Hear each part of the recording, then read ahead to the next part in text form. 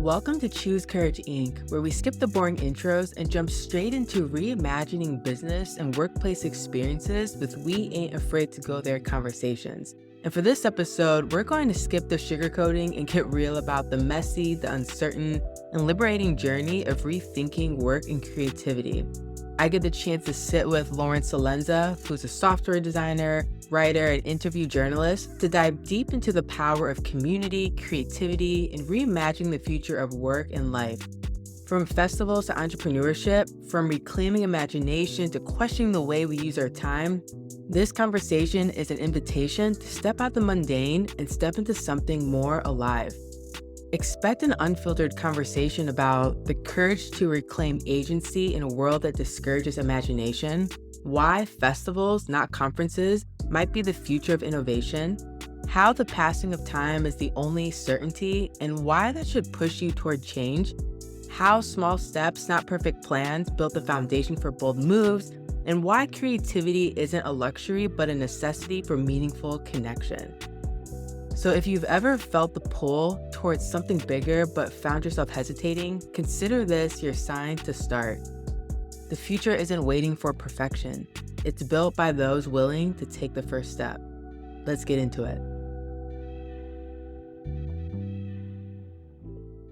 I'm noticing that a lot of people are yearning for and wanting to experience something that provides courage for them to then bet on themselves and do something different. And really what I'm understanding is in order for them to experience that more times than not, it tends to be in these moments of community, in these moments of witnessing other people do things that are outside the box or outside the norm. So how does bringing people together in creative, playful ways help us imagine new ways of working, leading, and living? Yeah, so the past couple of years, I'll give a concrete example. I've been helping to moderate Unfinished Festival, which is a festival in Bucharest, Romania, that my friend helps to direct. And so I've helped with the lineup of it and moderate the interviews and bring people together, right? And think about the variety of that. And through doing more of that kind of festival work, gosh, I mean, you can see it throughout the 3 days of the festival. It starts out with people are a little unsure. What is this, right? And then by the end of the 3 days, you see people just alive, right? I mean, you start to see it even Mm. before then, but it's a gradual aliveness that happens. And so I think that it really helps us understand that we have the capacity and the permission and the agency to imagine. It takes courage right now to reclaim our agency. Mm. It takes courage to figure out how to reclaim our agency. And I think community is a way, and I'm using the festival example as a way to engage with that question. I also say the word permission here. Bringing people together in creative, playful ways gives us permission to even ask that question. In a lot of workplaces right now, in corporate America, it's both implicitly and explicitly, employees are not allowed to imagine. We're trying to move fast here, so your ideas are slowing us down. Or that idea has been tried before, it didn't work. Or no, we want you to work on this. Nope, you're going to be reorged here. Or ChatGPT is going to do the imagination for you. So given this bleak reality that we live in, this is what people are being told every day across the US and the world, right?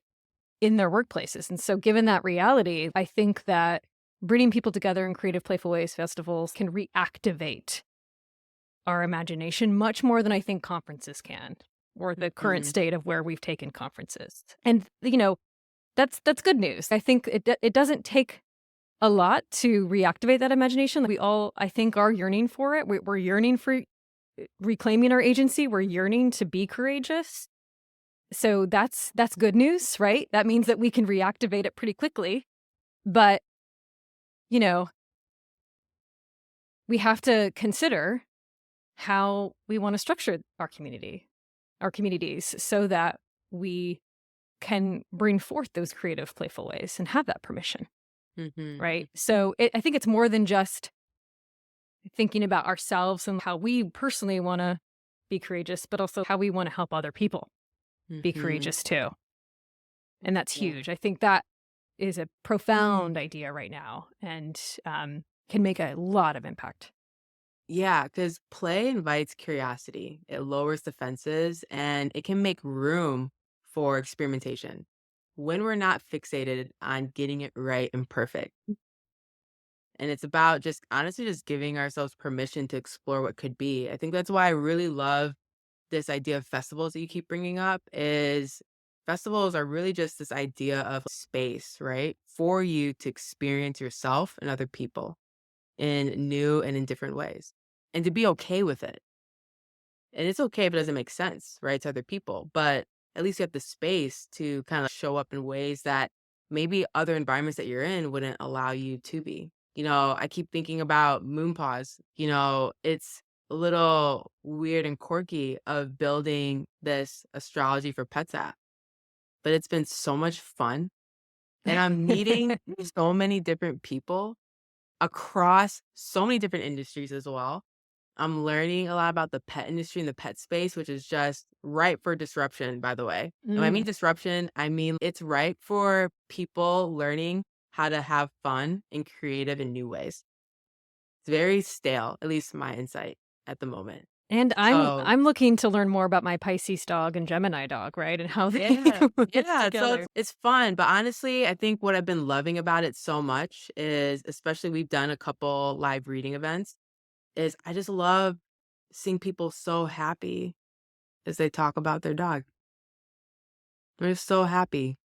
I did a survey on LinkedIn just asking people, to my cat owners, what are 3 words that you would use to describe your cat? And I had this form where, they could add their 3 words, and I just had this space. It was optional, they didn't have to fill it out, and it said, "Is there anything else you wanna share with us?" And people again, keep in mind, I didn't collect anyone's name or email addresses. I can't even reach back out to these people. But people were gushing about their cat in this optional section that I'm not even gonna be able to respond to them on, right? But they're just so happy to talk about their pet. And I feel like that's what I've been craving these days. And really, the reason why I'm able to experience that is because of this kind of renewed relationship with creativity, especially in shared spaces, and especially when it's sparking connection, right? And so, yeah, it's just been nice to build something, experience something where I'm like, wow, I don't have to do things in the ways that other people expect me to.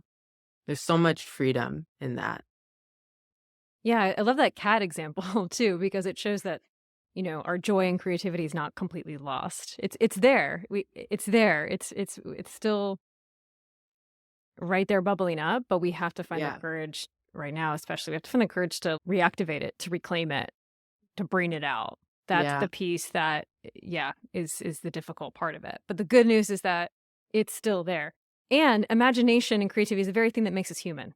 Yes, an Hmm. AI can come up with cool ideas too, but AI is not having and will never have a human experience. And our human experience, that baseline of reality, of living, of experiencing life, both the good and the bad parts of it, that's what fuels our imagination. You can't have imagination without a baseline of reality. So that it gives me a lot of hope. Mm-hmm. Mm-hmm. Yeah. And so even now we've been thinking about how can we pull people out from these moments of mundane just life into something joyful, moonpaws. Or actually, we're making these oracle card decks for pet owners. So even one of the ideas that we have is we have this video of we're creating these oracle card decks for pet owners, and we have this video of this dog playing with these oracle cards, right, and doing readings. And I told my team, let's run ads on LinkedIn, just being like, your Disrupt dog wants LinkedIn. you to look at these oracle cards. I was like, let's just like pull people out of the trash fire that's LinkedIn and get them to think about their dog. I was gonna say I'd rather see that than the trash fire that's LinkedIn right now. Yeah, yeah, yeah. Because I told my team, especially in light of just the state of the country, the world, I I came to them after the inauguration, and I am even more driven, focused for us to be a moment of joy for people, regardless of where people are falling politically. everyone it's bad. Everyone's struggling in their own ways, right? And so I'm even more convicted and convinced that we just have to be so thoughtful in being this moment of joy for people. So how can we Hmm. be creative in doing that? And how can we Right. have fun while doing that? And that's dope. And that is so much fun, especially when you're able to be creative without seeking someone else's permission to be Hmm. creative. Hmm. That's the entrepreneurial spirit coming out. Ugh, Yeah. it's Yeah, a big vibe. it Yeah. is. I guess what advice then? Because I imagine as people are listening to this, people might be feeling stuck in their current situation or they're kind of unsure or stuck in what to do next. What advice would you give to someone who knows that they need to make a change, right? They're listening to this, or maybe they've been pondering on this for a while. I know something needs to be different because this ain't it. What advice would you give to someone who knows that they need a change, but they feel trapped or stuck by uncertainty? Yeah, uncertainty can be absolutely debilitating. I go back to two things. One is take a look at your situation and going back to like there's privilege in the tension. Is there a privilege actually that an opportunity that's being offered to you in that tension that could reframe the way in which you sort of approach it? The second thing though, and this is a little maybe morbid, but I think about death. Like the one certainty of life is the passing of time. Yeah, death and taxes are the Yeah. certainties of life. Yeah. How we file taxes is a little uncertain right now in the US, but anyway, so death is that is certain. That and I don't, it doesn't have to be this bleak morbid thing. It's actually can be an anchor that you say, okay, I know that time is passing. I can't change that. That's for certain. So why not now? Why not try something different now? Because we know that we don't want to reach an older age where we look back on our life and say, oh man, I wish that at age whatever, or at this time in my life that I would have made a different decision or that I would have tried. We know that to be true. We've heard that from so many humans who have lived through that already, so many Mhm. generations who have lived through that. And we should listen to that, right? And we should learn from that. And I think so. I sort of think about that when I'm feeling the fear, when I'm feeling the kind of paralyzed state. I go back to, but is there an opportunity or privilege in this that I shouldn't waste? And there's the certainty of time passing that I need to be reminded of. Then the next step is how can you start small? Don't feel like you've got to boil the ocean, so to speak. And Mhm. so I start small by, it could be going back to the calendar analogy of making the time, right, in space and putting it in your calendar. But also think about maybe one or two people in your life that you feel could be very supportive in sharing this with. Again, doesn't have to be a lot of people. You should be strategic about who you share with, but that just allowing that to sort of be said out in the world and maybe having people hold you accountable or check in with you on it or, be your cheerleaders or whatever, that can go a long way to feeling this is real. Because in a lot of times when you're going through a transition or you're yearning for something more, there's moments where it doesn't feel real, and you kind of need something else to help remind you that you're doing it, and Mhm. and you're going through it and you're making milestones, whether it feels bad or not. So start with the baby steps, make it visible, make it known in the ways that feel supportive for you. And then that can lead to bigger moves, Mhm. right? And this is where I go back to how you are disciplined with time. So at the end of every quarter, I'll look at the next quarter and I'll say, okay, I made these baby steps this last quarter. So this next quarter, what are the toddler steps I could take on this goal or the teenagers, and so you kind of make bigger steps along the way as you get more courage. Mhm. And, courage is a thing that takes time sometimes to build. It doesn't have to be something, and usually it's not something that you immediately feel. It takes time to build it, and building that process into your life can be very meaningful. Yeah. Yeah. And I appreciate the call out that you made earlier as well of just reminding yourselves and being aware that all this comes to an end, that life is really short and therefore it's really precious. I've been reading this book called Tuesdays with Maury. It's by Mitch Albom, and it's essentially about him sharing his experience with one of his college professors in the last days of his life. His professor has ALS. And it's just kind of reflecting on some of the absurdities that we kind of just cling on to so tightly and, on the short side of forever. And I think, I've had my own near death experiences, which is why I feel I move the way that I do. I'm okay taking risks and betting on myself or choosing things that are in alignment with my value because I think about how short life is. Hmm. Because I know that 20, 30 years from now, no one's going to even be thinking about this one moment that I'm Right. freaking out about. Right. I'm on this big rock floating in space paying bills and I'm afraid. For what? So I think that's always helped me to kind of reground myself. But yeah, change is hard. It's really Change hard. is hard. And it's Yeah. not because you don't want it, but because uncertainty makes and can make our brain kind of spiral into a thousand what ifs. What if I fail? What if no one believes in me? What if I end up being unemployed forever? What if, what if, what if? And most of which are honestly unhelpful. And it's just causing you to spin on something that you don't even know is true or a fact. And I think that's why things like hope and faith are also really important. Hmm. Similar things, right? Hope and faith in something, I don't know that that's going to come into fruition. In the same way, if I'm relating to something from a place of anxiety and fear, I don't know that's going to happen. Hmm. So it's a choice of which one you want to choose to lock into. So for me, what that does is it invites a mindset shift. And a mindset shift that has really helped me move forward in those moments of being and feeling stuck is understanding that clarity is a byproduct of action, not a prerequisite for it. Hmm. I don't need a 5-year plan. I don't need a 2-year plan. All I need in this very moment is just a step. Hmm.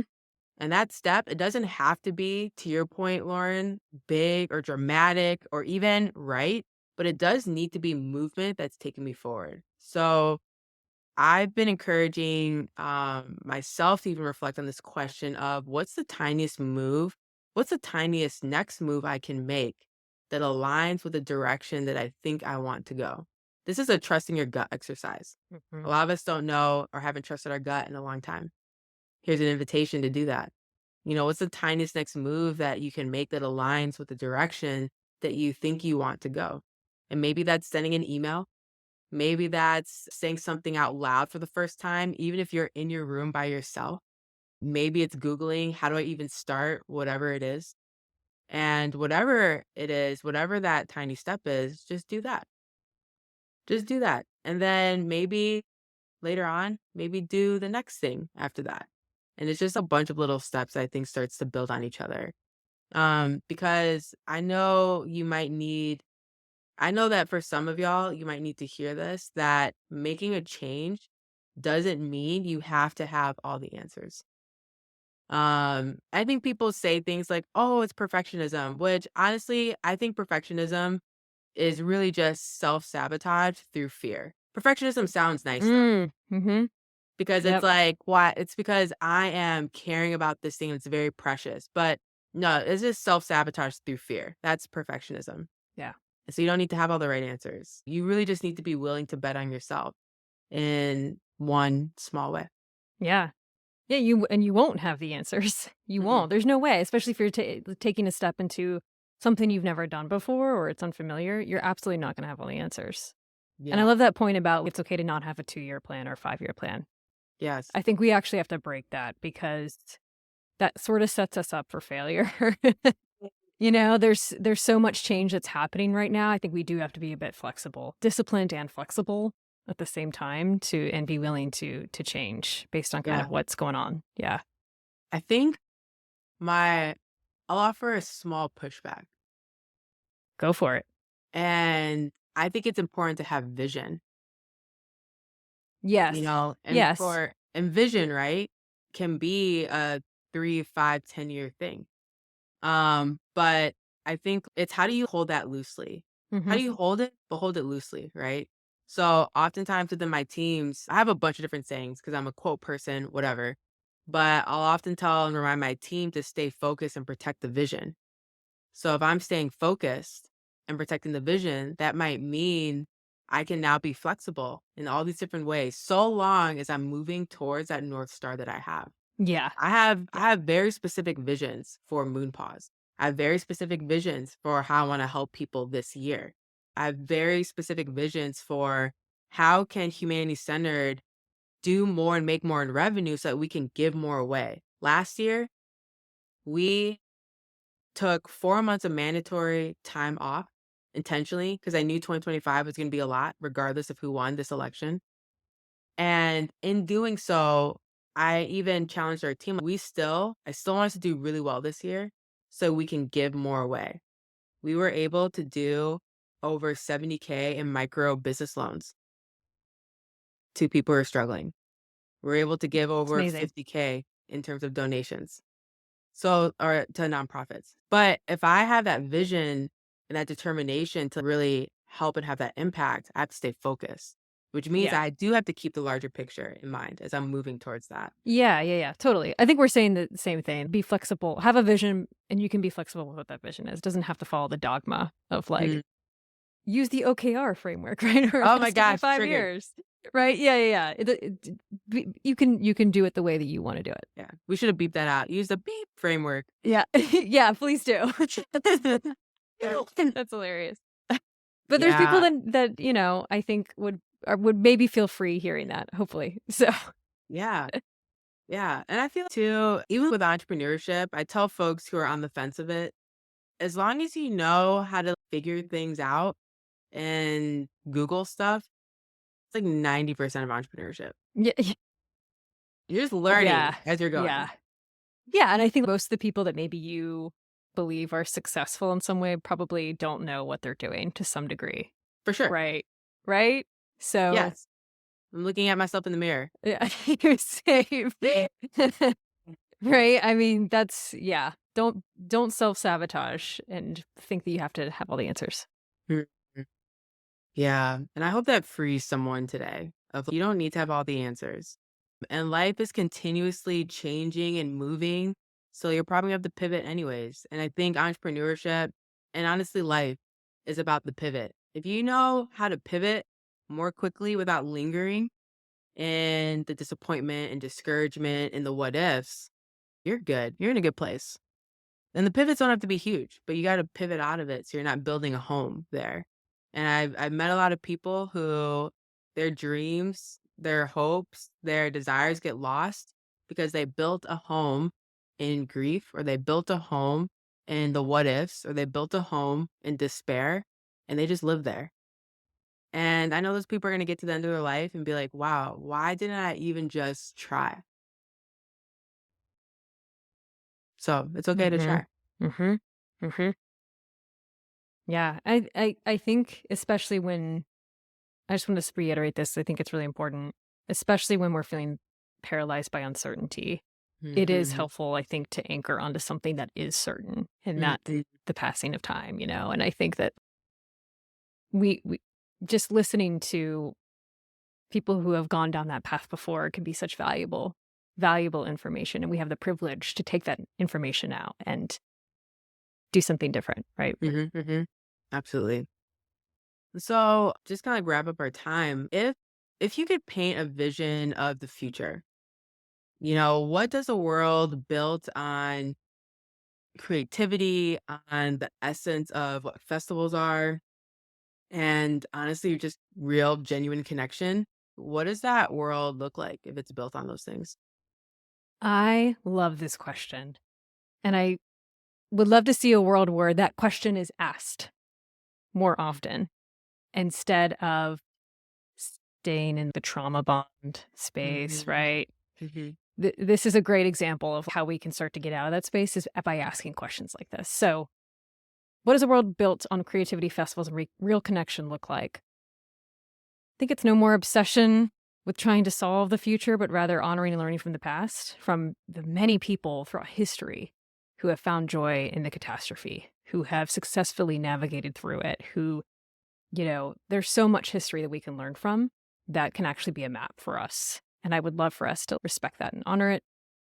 It's less conferences and more festivals, right? It's multidisciplinary spaces, not just one sector, but multidisciplinary.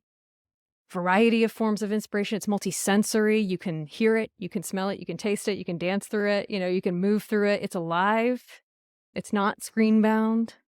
It's making meaningful connections and new friends, that people that you actually meet at a space, that you remember them. They've helped you in some way, you've helped them in some way, as opposed to just an exchange of contact information, right? We're actually making meaningful relationships from those spaces. It's younger generations listening to older generations and older generations listening to younger generations and having more dialogue between those two. It's people working together and not alone, or, sitting in kind of the silent burnout or the silent frustration, that we're actually talking and not necessarily trauma bonding, but actually asking this question of what we want to see, right, in the future too. And then it's going back to time. It's 4-day work weeks. It's some sort of structured time off. And we are now reallocating that time to either apply our creativity in other ways, volunteer in our community. If we're parents, we're spending more time with our children. If we're, entrepreneurs, we're looking at different ways of being in that space, right? We're reallocating our time collectively. And we can do that. Yes, time is certain in the sense that it's passing, but we can also change it. We can change how we're engaging with it. And I think sometimes we forget about that, but we got to do that collectively for it to really work. I still have hope that that's a possibility. And so those are the things that I see. And I think they're already happening, right, in pockets. And I think this is a time for us to venture out, to feel a little discomfort, to look at where these pockets are occurring, to see what people are experimenting with, to learn from them, to ask those questions. And then that helps us get out of that trauma bonding space and start to create that future that we want to see. Yeah. A couple of thoughts on some things that you said is, one, and this might be a controversial thought. It's in alignment with you, but I think it would be a good thing for a lot of conferences, specifically UX conferences, because that's my experience, to just fail. I think we just need a reset. Yeah.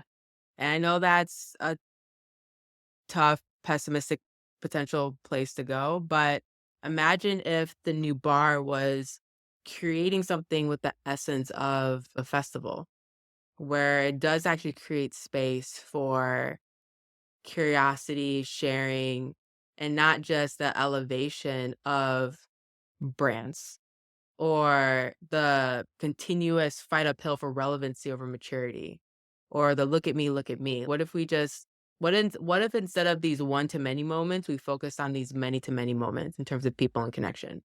So honestly, I remember reading an article you know, about how a bunch of UX conferences are going away. And I'm like, I think that's okay. I think that just means we should stop white knuckling the past and be more curious about the future. So yeah, that definitely resonates. And I think too, something else that you were speaking into is time and how time is always passing. But I know for me, I've been thinking through, how do I add more speed bumps to my life? I love that. Because life is just going, right? And I remember reading somewhere that as you get older, it feels like time goes by more quickly because you're not being exposed to as many new things and experiences. You're not being exposed to as many more new things, right? Whereas as you're younger, you're experiencing and taking in a lot of new. And so I've been thinking about, how do I add more speed bumps to my life?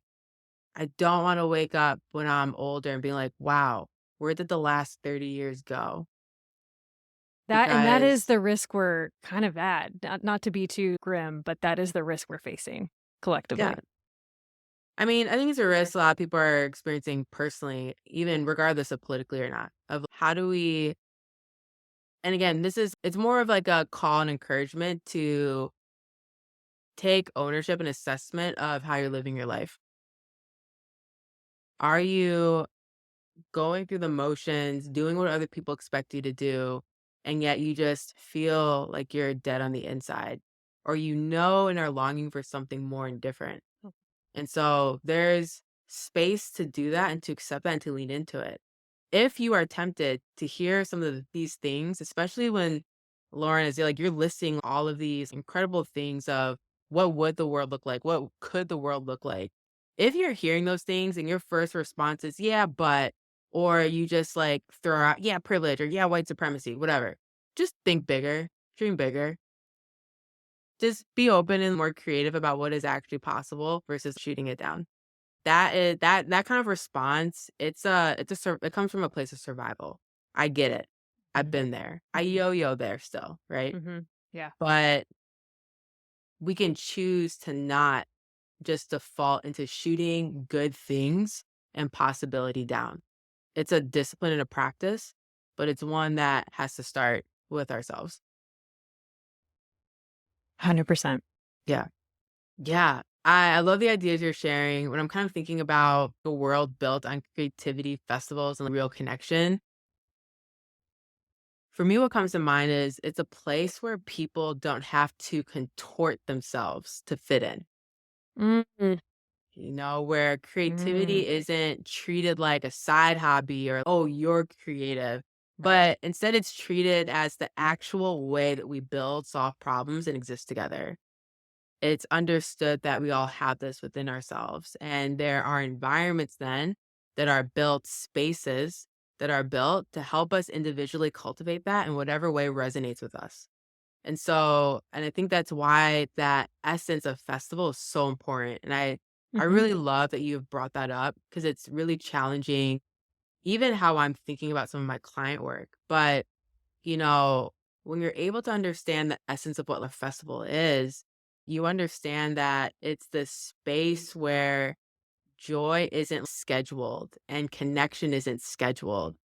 It's just movement, it's art, it's music, it's just everywhere. It's And you can movement. choose to tap in or tap out as you Mhm. please, Mhm. right? People are not gathered just to be entertained or talked to, but they're gathering to actually like be with each other in a way that actually means something, which is why I love that as like the antidote potentially, right? For trauma bonding. Yes. You're talking about trauma bonding as really bonding over the thing that's causing harm and pain and suffering versus actually bonding with each other. And the essence of a festival, right, is people are gathered just to be with each other in a way that actually means something and that reminds each other of our humanness and our nature, right? It's not a transactional kind of connection. It's not small talk or networking for the sake of getting ahead, but it's eye contact that lingers. It's conversations that don't rush to a point. It's relationships that are actually built on curiosity and trust and the shared understanding that we're all just freaking figuring it all out as we go. Mhm. And really, when I think about this world and what that could look like, it's really just a world where people are alive and they're not just existing. They're not just checking off the next thing, but they're actually alive. That's the world that I want to build. Yeah. Me too. I was just thinking actually of kind of a weird analogy. This made me think of the scene as a kid of The Grinch, where at the end of The Grinch, right, he steals hordes from this neighborhood. And at the end of the story, the neighborhood is coming together in this festival of song around the tree. And the Grinch, his heart grows, right? Or whatever. And I think why that's coming up for me, that image of what I saw as a kid, is I remember seeing that as a kid and being, oh wow, seems really miserable actually to be the person who's hoarding a bunch of power and all of these things. And it actually how amazing it would be, or what the antithesis of that is to show that there is an aliveness and celebration and community. Right. And so I'm bringing that analogy up of like, I actually think, yes, we should continue to protest and resist and have those spaces as well. But having festivals and celebrations and joy not only brings an aliveness out in ourselves, but it can also be a mechanism for disarming the tendency for us to take the path of the hoarding and the road that's more individualistic as opposed to this collective vision that actually has more joy in it. Why would you want to choose misery, right, when joy's right there? And that can disarm it. I don't know if I'm articulating this right or not. I'm tracking. That's good. That's good. Yeah. And I think we forget that sometimes. Or we think that protest is the only mechanism. It's a very powerful one, but we should also look at our toolbox here, all the different things we've got, and which one do we use at the right time. And festivals is something in our toolbox that can disarm the misery of what's going on in these spaces. Yeah. I mean, this conversation, because I know Ming, you were kind of like for this a couple weeks ago, but inspired me in terms of, festivals are just these spaces of connection and just curiosity, joy, fun, what have you. And so, as the world feels like it's burning around me, I'm taking my nephews to medieval times next weekend. First of all, Yes. I'm surprised that they even survived the pandemic. So good for y'all. But let's go to medieval times. Let's be with other people who are we're collecting together just to experience something together and have fun. I love that. Yes. Yeah. Disarm the misery, bring Yeah. bring the sense of aliveness and joy and celebration. And yes, I'm here Love for it. it. Awesome. Well, thank you so much for just extending just your time and energy. I appreciate you and just the gems of wisdom that you shared with us. Thank you so much. Yeah, thank you for having me. It's always a delight to talk with you, Vivianne. So I love it. Thanks for hanging out with us and diving into some of these real and unfiltered conversations. We know your time is valuable, and so we don't take it for granted.